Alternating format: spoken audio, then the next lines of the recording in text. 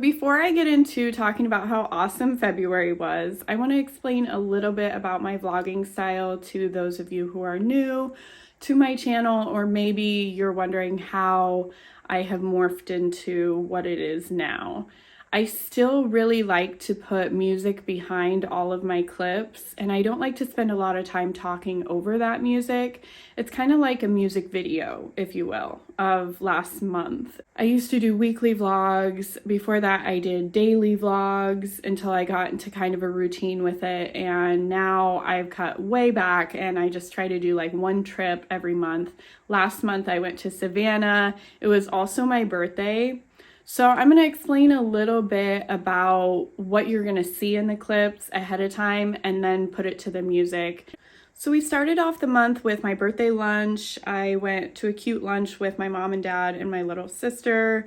My niece makes really cute stationery. So there's a card sitting on top of a blanket that my parents got me in New Mexico that I love because I love purple.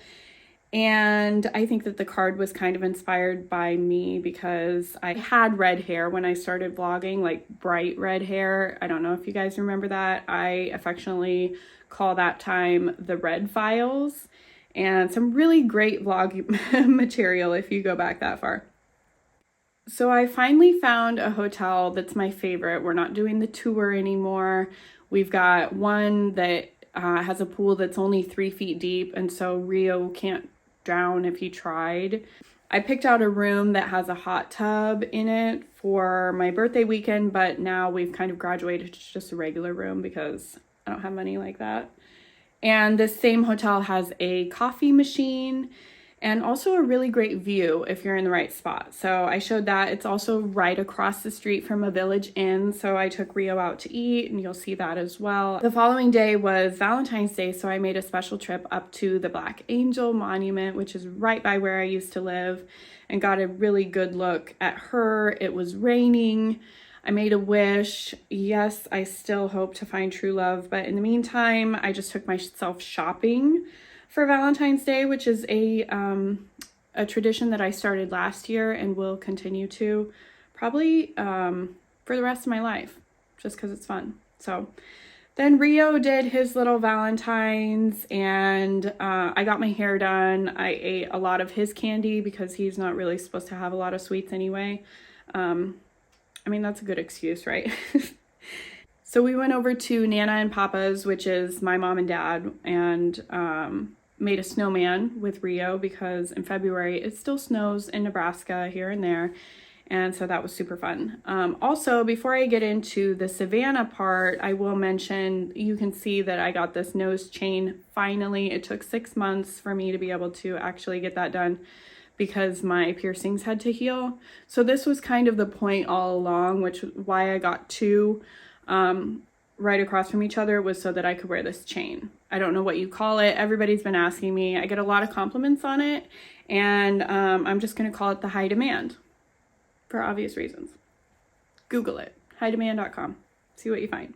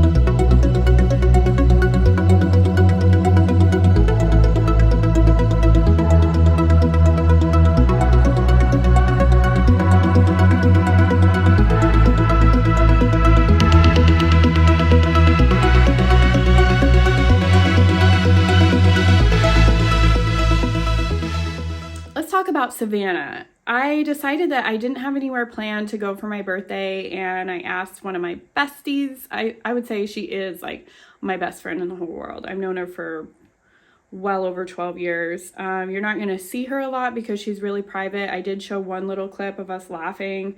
We went out to eat quite a bit. We got some really good food, a lot of really good restaurants in Savannah, and I'm talking about Savannah, Georgia here. I don't know if it's politically correct to still call it a rickshaw, but I think that that's the only word that I can think of, where the guy on the bike. So we went on one of those, and he kind of explained how Savannah is set up with squares. So there's like all these squares around town. They have statues in the middle. I don't really know what the meaning of it is, except that when the town was built, they made these squares, and the squares have remained. So it's a good little hangout spot. You'll see that popping up in a lot of my clips. We went to a bookstore that had cats, which was really cool. I forgot my swimming suit, so I just wore like this black one-piece top that I had to the pool to take a couple pictures, and just, you know, if there's no pictures, then it didn't happen, right? So we did go swimming, and the weather was probably around 70 or 80 degrees when we were there, which is really awesome. And after that, we went on a ghost tour, which we thought we were going to see inside some old haunted houses, and they were going to explain, you know, some of the paranormal stuff that has happened there. Savannah is the #1 city in the US for paranormal activity. So we did have something weird that happened. I don't want to talk about it. It was kind of scary, but it wasn't on the tour. It was actually in our first hotel room. So the first 2 nights that we stayed there, we stayed in just a regular hotel, like a Holiday Inn. And then the last night we were there, I'll show you, we got to stay in the mansion on Forsyth, I think is what you call it. It's across from Forsyth Park, which is where that beautiful fountain is. And I mean, oh my gosh, 10/10 recommend. It was so amazing. Really big bathtub in the room. You already know how I love that. And the restaurant that was sort of attached to the hotel for breakfast had this beautiful brunch. So I showed a couple clips of that too. We went to some candy shops, and I brought some taffy, some fresh taffy back with me for my family. We also, on the last day, got to go tour a couple cemeteries. We didn't get into the Colonial Park Cemetery at night because they locked the gates, and they kind of explained that on our ghost tour. Then in the very last part of our trip, we got to go tour the Bonaventure, I think that's how you say it, the Bonaventure Cemetery. It was so beautiful, and we could have spent more time there if we didn't have to fly out. I don't even know, it's huge, and so you can't really walk it unless you just want to spend the day walking around the cemetery. But next time I go, I want to really get a good look at it because it is gorgeous. So I think that was our trip. We did go to a rooftop bar. That was also on the list. We wanted to check that off. So we went to a rooftop bar, and that was pretty much it. So we are in March, but I don't have anything planned yet. If you have any suggestions, you can always leave that in the comments. You know, there's always Vegas, right? Okay, next time.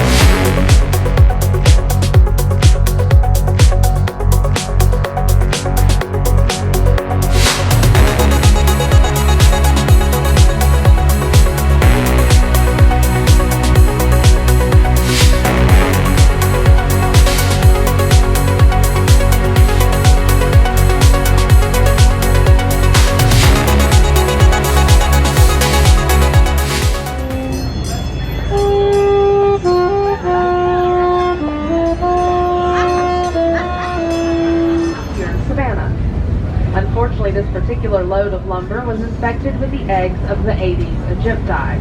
The type of mosquito that was notorious for being an effective carrier of the yellow fever. Well, unfortunately, the first mate would be the first to fall ill, his yellowing skin the first sign of the horrors to come.